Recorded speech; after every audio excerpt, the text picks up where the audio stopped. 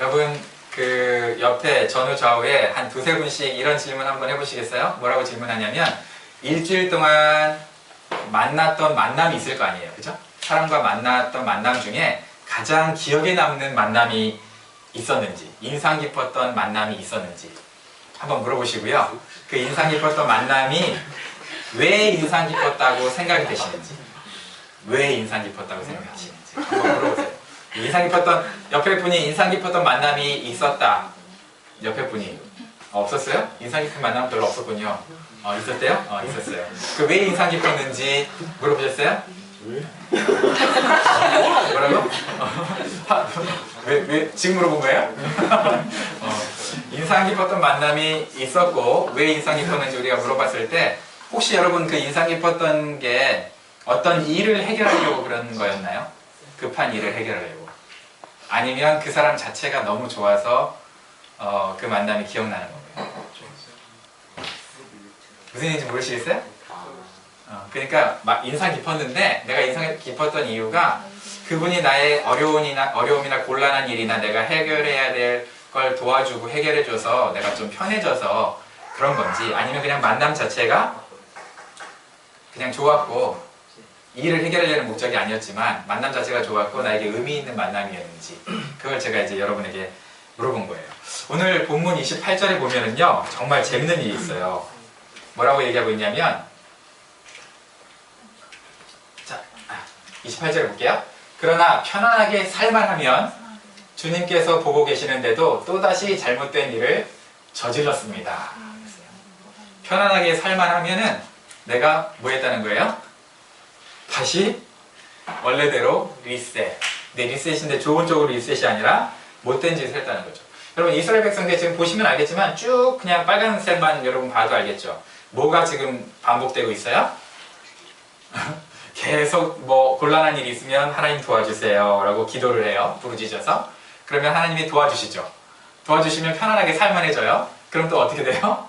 또 딴짓을 해요. 그러다가 또 딴짓하다 보니까 하나님이 혼낸 게 아니고요. 딴짓하면 마귀가 꼬이게 돼 있어요. 사실 우리가. 그죠? 하나님이 나한테 혼내려고 내 앞길을 막아주신다 이렇게 생각하지 마세요. 하나님 바빠요.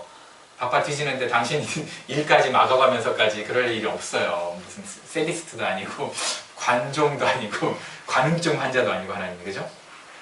하나님 바빠 뒤져요.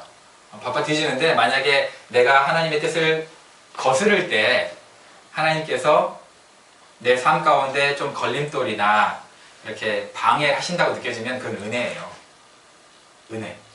관심이 없으면 걸림돌도 안 놓죠. 그죠? 근데 만약에 그렇다 그러면 하나님 은혜로 여겨야 되는데, 어쨌든 우리가 하나님의 뜻에서 벗어나면요 하나님이 벌을 준다고 생각하기보다는 마귀가 꼬이는 거죠. 그죠? 똥이 있으니까 자꾸 똥파리가 꼬이는 거지. 내가 똥이 됐는데 똥파리를 하나님이 보내주시는 건 아니잖아요. 내가 똥같이 사니까 똥파리가 꼬이는 거거든요. 참 가슴이 아픈가? 그래서 뒤에서 막 소리 지르잖아요. 그래 맞아!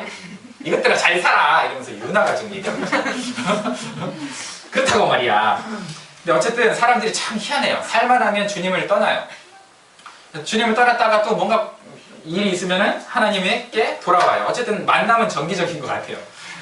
좋은 만남은 아닌 것 같은데 정기적으로 하나님을 만나긴 만났어요. 그죠? 정기적으로 만났는데 그런 삶을 우리는 뭐라고 하느냐? 다람쥐 쳇바퀴 도는 삶이다. 아니면은 수박 겉핥기와 같은 관계다. 그러잖아요. 그죠? 관계가, 하나님과의 관계가 좀 엉망이었던 것 같아요. 다람쥐 쳇바퀴 돌듯이 변화도 없어요. 수박 안에를 먹어야 되는데 겉에 그냥 혓바닥으로 핥고 있는 거죠. 여러분 혹시 마라톤이라는 영화 보셨어요? 마라톤? 마라톤이라는 영화? 예. 마라톤이라는 영화는 20살의 신체를 가진 5살의 정신연령 갖고 있는, 그죠? 신체는 20살, 정신연령은 5살. 이 친구가 자폐를 가졌어요. 그래서 초원이라는 이름을 갖고 있는데 얘가 뭐는 잘하냐면 달리기는 엄청 잘해. 그래서 엄마가 달리기 잘하는 걸 알아냈어요. 그래서 마라톤을 시키기 시작하죠. 그죠? 마라톤을 딱 하기 시작하는데 달리기가 쉬운 건 아니잖아요. 그래서 이제 이 당근을 줘야 되잖아요. 당근으로 뭘 한 거예요? 당근으로 초코파이를 줬어요. 초코파이. 열심히 뛰면 초코파이 주는 거예요. 이 초원이가 좋아하는 게 세 가지. 초코파이, 짜장면, 얼룩말. 뭐라고요? 못 봤군요. 저도 그냥 대강 돌려보고 봤어요. 설교 준비하느라고 본 것이 이걸 다 본 건 아니에요. 근데 어쨌든 춘천 마라톤 대회인가 라는 데로 가요. 이제 출전을 하게 됐어요. 출전하는데 그 완급 조절을 잘해야 되잖아요. 그죠? 완급 조절을 잘해야 되는데 완급 조절을 못해가지고 중간에 너무 힘을 빨리 써버린 거야. 그래서 딱 주저앉아 있어요. 딱 주저앉아 있을 때 어떤 일이 벌어졌을까요?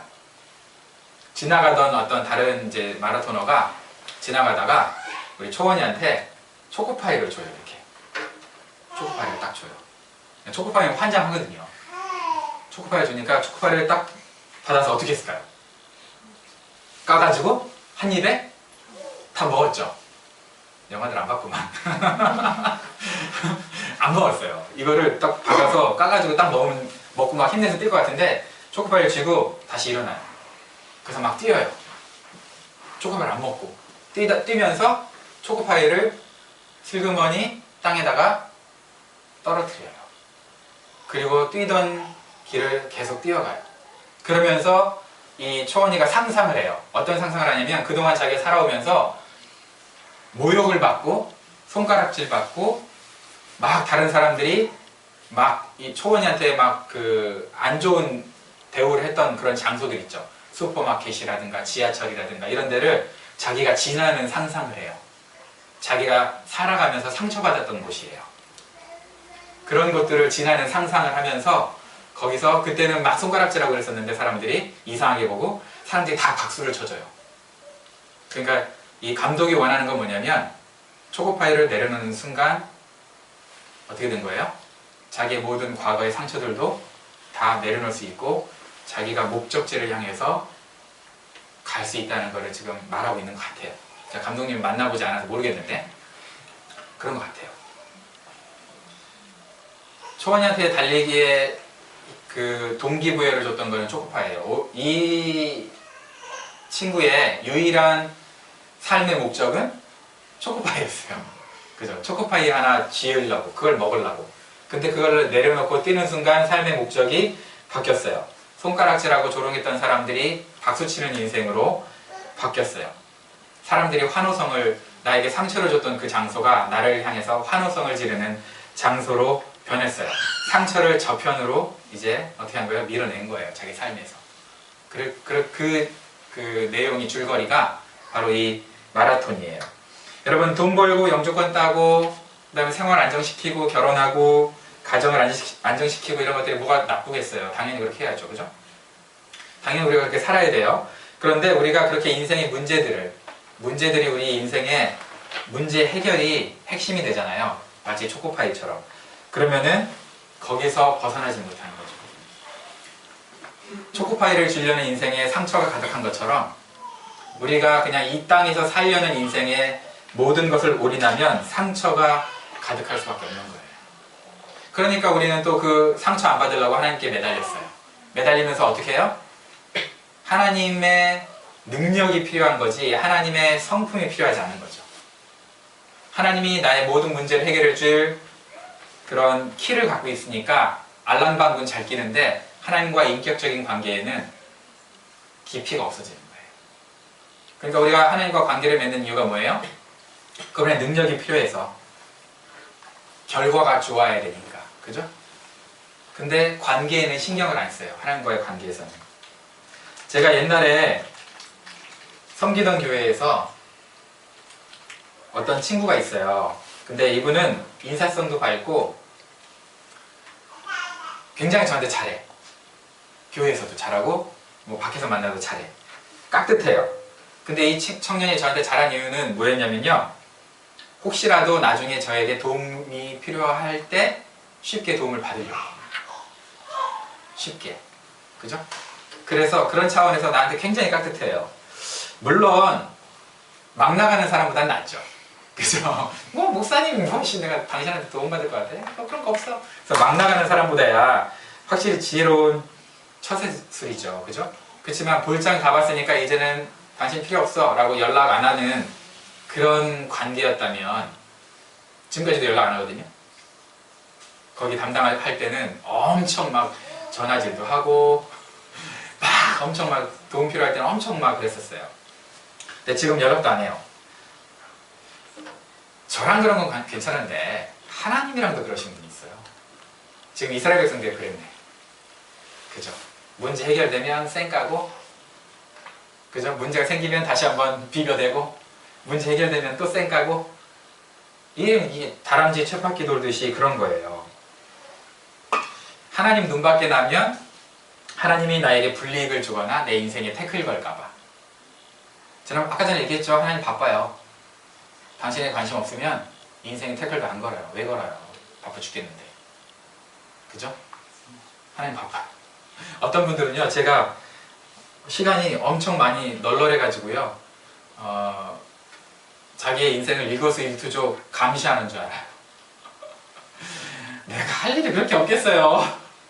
그죠? 감시하면은 제가 만약에 여러분들에게 관심 있고 그래서 자꾸 연락하고 카톡하고 그래야 그러면은 여러분들이 사랑해서 그런 거지 할 일이 없어서 그런 게 아니잖아요. 그죠? 할 일이 없어서 그런 게 아니거든요. 근데 그렇게 바보같이 생각해주는 분들이 가끔 있어요.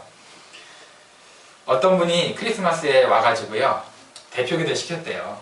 장로님이었대요. 장로님 실화래요. 장로님한테 대표기도 시켰더니 장로님이 어떻게 기도했냐면, 하나님 정말 오랜만에 인사드립니다. 그동안 잘 지내셨어요? 이랬대요. 실화래요. 장난인 줄 알았어요. 저는 실화라니 참 볼짝 받았죠. 여러분 정말 하나님께 이렇게 눈치 보면서 신앙생활 하시나요? 눈치만 보면서 신앙생활 하세요? 아니면 하나님과의 관계를 위해서 여러분들이 신앙생활 하세요? 여러분의 신앙의 동기가, 여러분의 신앙의 목적이 뭐예요? 왜 여러분 신앙생활 하세요? 삶이 어려우니까? 뭔가 좀 위로부터 능력을 힘입어서 좀 이겨내려고? 좋죠. 나쁜 거 아니에요. 누가 처음부터 하나님의 성품에 감동해서 우와 우리 하나님 대단하다 그래가지고 예수님 믿기로 결정한 사람이 어디 있어요? 십자가에서 나를 위해서 돌아가셨다고? 그 십자가 사랑 너무 감동되네. 그러면서 여러분들이 십자가 사랑을 듣자마자 할렐루야 이러면서 받아들이는 사람이 어디 있어요? 얼마나 되겠어요? 열의 한 명이겠죠. 그죠? 성령님의 인격이 너무 좋고 성령님이 내 안에 함께 거주하고 동행하신다니까 성령 충만해서 교회 나오는 사람이 어디 있겠어요? 그런 사람들 많지 않아요. 처음 시작은 다 어떻게 해요? 그냥 사람들이 좋아서, 교제가 좋아서 하는 거죠. 근데 2, 3년 지났는데도 여전히 교제가 좋아서 여전히 사람들이 좋아서 그렇다면 신앙이 문제가 있겠죠. 동기를 짚어봐야 되겠죠. 여러분 로마서 암송도 5,000불 준다니까 막 시작하고, 근데 지금은 5,000불도 에이 5,000불 마이 에스 이러면 다 안 하죠. 그죠? 5,000불 안 준다 그러면 안 할 거예요? 안 할 거예요? 하긴 뭐 준다고 해도 안 하는데 안 준다고 하면 더 안 하겠어요. 그럼 맞지 뭐. 준다고 해도 안 하는데. 그죠? 제가 헌혈을 고등학교 때 친구 따라서 한번 딱 해봤는데요. 친구가 막 꼬셔가지고 했어요. 처음 하니까 초코파이도 주더라고요. 그리고 헌혈증은 당연히 주죠. 그리고 대박 뭘 주냐면요, 영화표를 줬어요. 영화표. 그래서 이제 그걸로 헌혈하고 나서 이제 영화 보고 그랬는데요.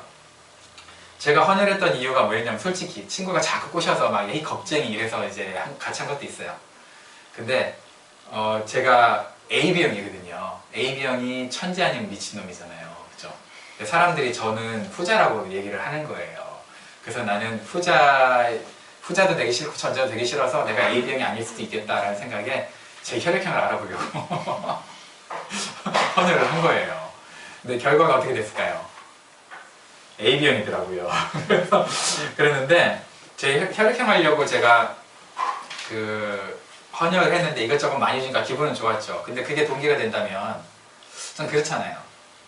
헌혈의 동기가 다른 사람들에게 수혈할 때 혹은 수술할 때 헌혈증이라도 줘서 도움이 되고, 그죠? 아니면 내 피가 더럽지 않다면 다른 사람을 살리는 데 도움이 된다면 그런 차원에서 헌혈하는 게 좋은 거잖아요. 그죠? 특히 이제 AB형은 헌혈을 많이 해야 돼요. 왜냐하면 지는 죄다 쳐받고 다른 사람한테 못 주거든요. 얼마나 이기적이에요. 그죠? 얼마나 이기적인 피를 제가 갖고 있어요. 다른 사람 피는 내가 다 받아도 돼. 근데 나는 AB형한테만 줘요. 다른 피는 못 줘요. 못 들어봤어요? 과학을 배운 거야, 만 거야. 저런 놈으로 나를 보면 어찌 되는 거지? 자, 어쨌든 여러분 만약에 주변에 이런 사람이 있다 쳐봐요. 키스가 목적인 사람이야. 키스가 목적인 사람. 남자가 있는데 남자가 그 뭐죠? 이게 미팅을 가는데 오늘 키스를 해야지. 그래서 소개팅 가는데 키스를 해야지 하는 마음에 나 여자한테 지금까지 한 번도 키스를 못 해봤는데 키스해야지. 그런 마음으로 지금 나가는 사람이 있다고 쳐봐요. 이런 남자를 우리는 이제 세 글자로 뭐라 그래요? 미친놈? 아니야. 욕을 하면 어떻게 해, 설교 시간에. 뭐라 그래요? 찌질이. 그죠? 찌질이라고 하잖아요. 이런 찌질이. 이런 찌질이가 이제 딱 여러분 미팅에 나왔어. 이 사람이 자기가 집에서 짠 각본대로 오늘 키스를 할 확률이 얼마나 될까요? 거의 제로죠. 그죠? 그럼 찌질이가 그렇게 했으면 제로겠죠. 키스가 목적인 사람이 미팅에 나오면 또 찌질이죠. 찌질이. 그죠? 찌질이 친구는 다른 말로 뭐라 그래요? 또라이. 그죠? 또라이죠. 그런데 어떤 사람은 그냥 사람이 좋아? 좋다니까 한번 만나보고 뭐 교제를 해보고 그러다가 뭐 사랑이 가꿔지면은 결혼도 하고 그래야 되겠다. 그런 마음으로 그냥 사랑이 목적인, 좋은 사람 만나는 게 목적인 사람이 나왔다. 그러면 그 사람은 나중에 사랑이 가꿔지면서 키스를 할까요? 안 할까요? 우리는 부부니까 키스하면 안 돼. 이래요? 우린 부부야. 가족끼리 무슨 키스야. 이래요? 아니잖아요. 그죠? 사랑이 목적인 사람은 합법적인 선 안에서 그죠? 키스도 하고 성관계도 하고 그렇게 하는 거죠. 사랑을 표현할 수 있는 여러 가지 방법들을 하는 거죠. 키스가 목적인 사람은 그걸 못 이루지만 사랑이 목적인 사람은 키스가 언젠가는 그냥 자연스럽게 따라오겠죠. 사랑이 가꿔지면. 마찬가지예요, 여러분. 사람 사이에서도 신뢰관계가 먼저야 되는데 신뢰관계가 아니라 뭘 먼저 해요? 일 처리를 먼저 해요. 일을 해결하려고 먼저 해요. 도움 주고받는 게 먼저예요. 그러면 그 관계가 건강한 관계일까요? 아니죠. 그죠? 하나님과의 관계도 마찬가지예요. 신앙생활도 비슷해요. 예수님께서 이렇게 얘기하셨죠. 너희는 먼저 그의 나라와 그의 의를 구하라. 그리하면 이 모든 것을 더하시리라. 이게 아닌데 말씀이 어디 갔는지 모르겠네요. 어쨌든 그래요. 그의 나라와 그의 의를 구하라. 그러면 이 모든 것을 너에게 더하시리라 이렇게 얘기했어요. 사람들은요 그 모든 것을 자기에게 더해줄 걸 기대해요. 그래서 그의 나라와 그의 의를 구하는 척해요. 말은 잘해요. 나는 먼저 그 나라와 그의 의를 구합니다. 정말 그러고 있어요? 하나님이 이 모든 걸 안 더해줘도 그럴 거예요? 안 더해줘도 그럴 거냐고. 안 그렇잖아. 그죠? 먼저 그의 나라와 그의 의를 구하라. 이걸 뭐 구체적으로 얘기했지만 그냥 하나로 압축하면 하나님과 친밀해지라는 거잖아요. 그죠? 하나님을 최우선으로 하라는 거잖아요. 그죠? 하나님을 최우선으로 두라. 너의 인생에 하나님을 최우선으로 최고로 두라는 뜻이죠. 하나님을 최고로 둔 사람이 구원에 대해서 의심할까요? 의심하지 않을까요? 구원에 대해서. 내 삶에 하나님을 최우선으로 뒀다. 구원에 대해서 의심할까요? 의심하지 않을까요? 여러분 처음에 사람들 만나면은요 구원받는데 영적인 거에 관심이 생기면 자신의 구원과 남의 구원에 대해서 관심이 많거든요. 제가 그래서 이번에 칼럼에 구원에 대해서 얘기했는데 저 사람 구원 받았어요? 안 받았어요? 나는 구원 받았나요? 안 받았나요? 이렇게 이제 질문을 해요. 질문을 해. 그런데 이 사람이 왜 그런 질문을 하느냐? 왜 질문하냐면요 하나예요. 여러분 제가 하나님과 친해서 친밀하다면 내가 구원을 받을까 안 받을까를 고민할까요? 안 할까요? 고민 안 하죠. 그죠? 예를 들어 볼게요. 제가 현관 문 앞에서 우리 집사람이 안에서 요리를 하고 있는데 뭐 부부싸움을 한 것도 아니고 뭐 나쁜 일이 오고 갔던 것도 아니고 그냥 평상시대로 사랑하는 관계예요. 근데 밖에서 제가 배를 누르면서 우리 집사람이 문을 열어줄까 안 열어줄까 내가 카톡을 보내면 씹을까 말까 고민할까요? 안 하죠. 안 하죠. 구원도 마찬가지예요. 하나님과 친밀한 사람이 내 영혼이 구원을 받았나 안 받았나 근심 걱정할까요? 안 해요. 그럼 내가 구원을 받았나 안 받았나 근심 걱정이 된다면 뭔가요? 하나님과 안 친하다는 얘기예요. 여러분 혹시 내가 구원 받았나 안 받았나 근심 걱정 된다면요 이제 이 타이밍에서는 여러분 관계의 깊이에 투자하세요. 여러분의 인생에 하나님과의 관계의 깊이에 투자를 해야 돼요. 그러니까 자꾸 내가 구원 받았나 안 받았나 이러다 지옥 가는 거 아니야? 이런 의심을 하게 되는 거예요. 그런 의심을. 관계가 깊지 않으니까 의심하죠. 결과를 관계의 동기로 잡으면 안 돼. 신앙생활의 결과를, 만남의 결과를, 하나님과의 결과를 신앙생활의 동기로 잡으면 관계는 반드시 깨집니다. 반드시 깨져요. 항상 하나님은 나한테 모든 걸 걸고 오시잖아요. 그죠? 모든 걸 나한테 걸고 오세요. 근데 나는 하나님께 나아갈 때 수박 겉핥기, 다람쥐 쳇바퀴야. 하나님은 나한테 오실 때 뭐까지 포기하셨어요? 외아들, 예수님까지 포기하셨어요. 그죠? 예수님을 포기하면서까지 우리에게 다가오시는데 우리는 하나님이 뭐라도 좀 뺐을까봐 나한테 내가 가진 돈이라도 좀 뺐고 너 좀 헌금 좀 해야지. 내가 가진 자유라도 뺐고 야 주일 예배 성수는 해야지. 이럴까봐 우리 걱정하면서 하나님께 다가가죠. 그런 관계에 무슨 깊이가 있겠어요, 여러분. 그런 관계에. 그죠? 하나님께서 건강과 돈과 복을 주시는 이유가 뭘까요? 우리한테 왜 주실까요? 우리가 알랑방구 끼는 게 너무 좋아서 우리 마음을 다 읽으시는데 우리 마음을 다 읽으면서 우리가 하는 행동을 지켜볼 때 얼마나 여러분 자신 있으세요? 하나님 앞에? 정말 자신 있으세요? 우리 마음을 다 읽는다고 생각했을 때 내가 하나님 앞에 하는 행동에 자신이 있냐고, 순전하다고, 거룩하다고, 깨끗하다고 자신이 있냐고. 있어요? 있으세요? 예수님 부모가 자녀들을 양육을 하는데 자기 노후 보장을 위해서 자녀들을 양육할까요? 얘네들 잘 키워서 내가 나중에 뽕을 뽑아 먹으리라 이러면서 할까요? 안 하겠죠. 그런 부모가 어디 있어요? 그러면 노후 보장이 전혀 필요 없는 하나님은요? 우리를 잘 키워서 어떻게든 해보리라. 뽕을 뽑아보리라. 나의 교회를 확장시켜보리라. 하나님이 그런 의도로 우리를 사랑하실까요? 안 그러겠죠. 그죠? 어떤 초등학교의 질문지에 주관식 문제가 이랬대요. 부모님은 왜 우리를 사랑하실까요? 그랬더니 초등생이 뭐라고 대답했대요? 아세요? 네, 그러게나 말입니다. 이렇게 대답을 했대요. 그러게나 말입니다. 나 같은 놈을. 뭐 이런 얘기인가? 그러게나 말입니다. 이렇게 대답했다는데 여러분 천국 가고 싶죠? 지옥 가고 싶은 사람 없겠죠? 그죠? 근데 천국은 왜 가려고 그러세요?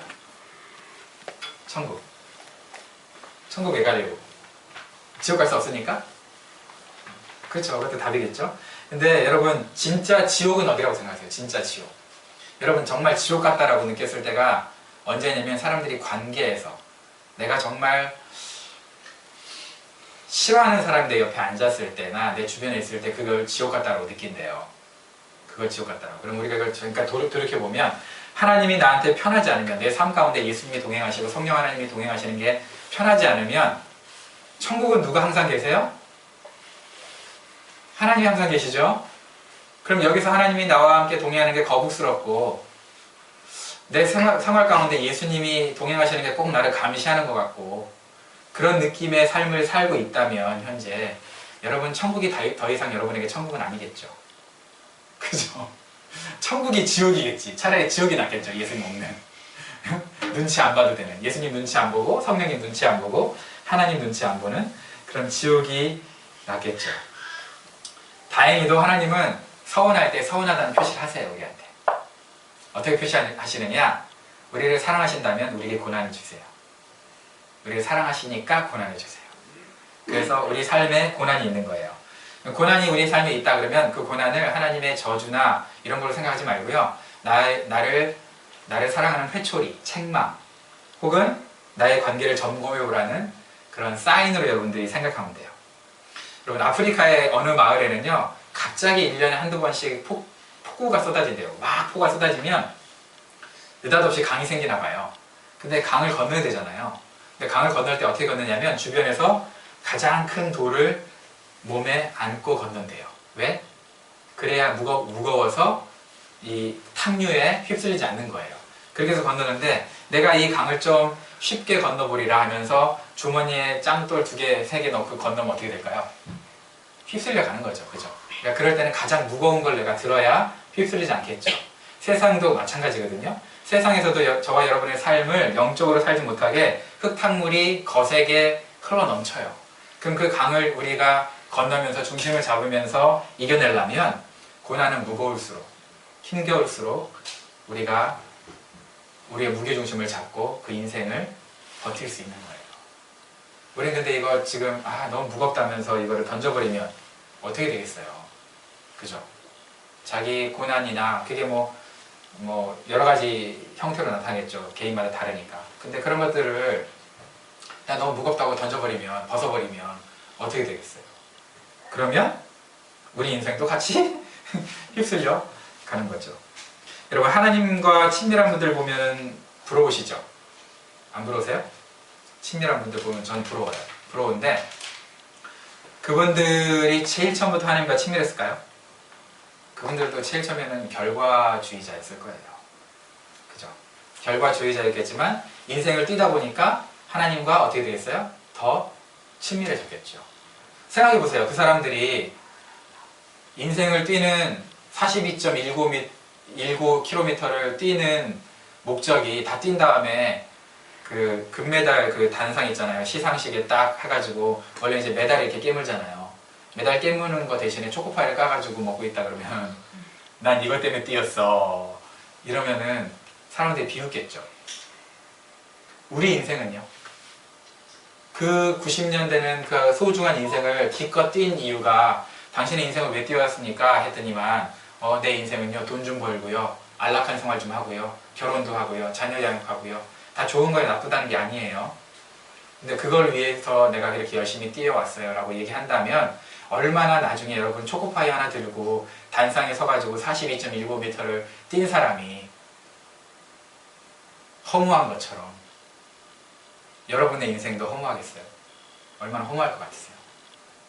여러분 정말 살아 없어질, 썩어질 것들, 그런 돈, 건강, 명예 그런 걸 위해서 여러분들이 뛰었다고 생각해 보세요. 맨 처음에 성인들도 그것 때문에 뛰었어요. 그런 마음으로 뛰었어요. 그런데 이 사람들이 바뀌었어요. 어떻게 바뀌었느냐? 이 말 때문에 바뀌었어요. 어떤 말 때문에 바뀌었냐면 자, 이 말 때문에 한번 읽어볼까요? 시작! Yesterday is history, tomorrow is a mystery, but today is a gift. That is why it is called the present. 누가 얘기한 거예요? 마스터 우그웨이. 이 사람 우그웨이가 얘기한 게 아니고요. 그 루즈벨트라는 대통령 아시죠? 루즈벨트의 그 영부인 되시는 그 안나라는 분이 한 얘기예요. 안나라는 분이 제 얘기를 했어요. 무슨 얘기냐? 여러분 과거에는 그래 우리 과거 잘못 살았어요. 돈을 위해서 살았어요. 미래는 우리가 몰라요. 어떻게 살지. 그러나 오늘은 하나님과의 관계를 위해서 살 수 있어요. 오늘이 중요한 거예요. 오늘을 너무 가볍게 살면 안 돼요. 오늘을 여러분 무겁게 살아야 돼요. 오늘 가볍게 사니까 내일이 없는 거예요, 우리한테. 내일이 똑같은 거죠. 고난 가운데 여러분이 있어도 오늘을 무겁게 사셔야 돼요. 1% 여러분들이 하나님 앞에 관계에 집중하면서 살아야 돼요. 하나님을 열망하며 살아야 돼요. 자, 하나님을 열망하며 살려면 뭐부터 해야 되느냐? 여러분 예배 자세부터 바꿔야 돼요. 예배 자세부터. 여러분 정말 하나님 앞에 예배 드리고 계세요? 정말 하나님을 사랑하세요? 진짜 예배 가운데 하나님 만나고 싶으세요? 입을 열어 찬양하면서 여러분 마음 다해서 여러분 기도해야 돼요. 앞에 찬양하자 그러는데 구경하고 있으면 안 돼요. 정말 예배부터 바뀌어야 돼요. 말씀을 들을 때도요. 어떻게 해야 되느냐? 저게 이 목사의 말이 아니라 하나님의 말씀이다라고 여러분 인정을 하고 들어야 돼요.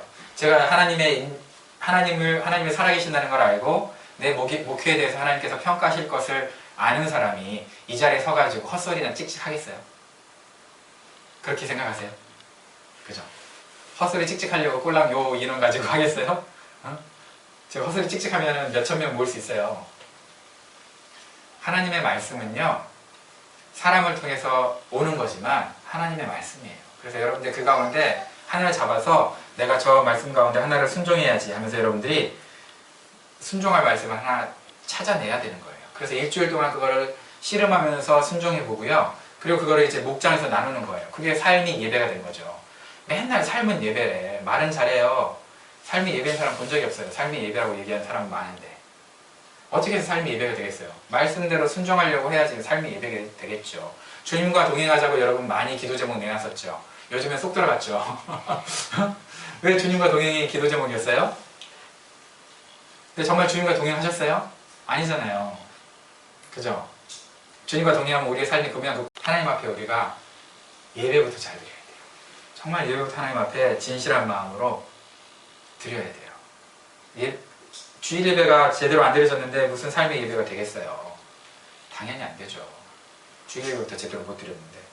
여러분, 교회 오빠라는 그 영화가 있어요. 다큐멘터리도 있고, 이관희 집사님이라는 분인데 이분이 암에 걸렸어요.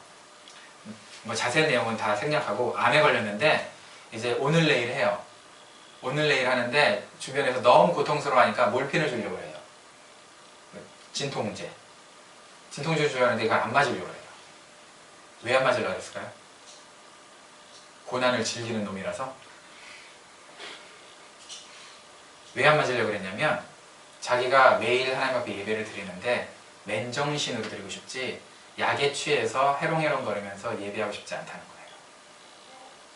그래서 그 극심한 고통도 참아내면서 하나님을 예배했어요. 그러다가 한 10일 정도 그렇게 예배하다가 하나님이 불러서 가셨어요. 죽기 직전까지 그는 맨정신으로 하나님을 예배하고 싶다고, 맨정신으로.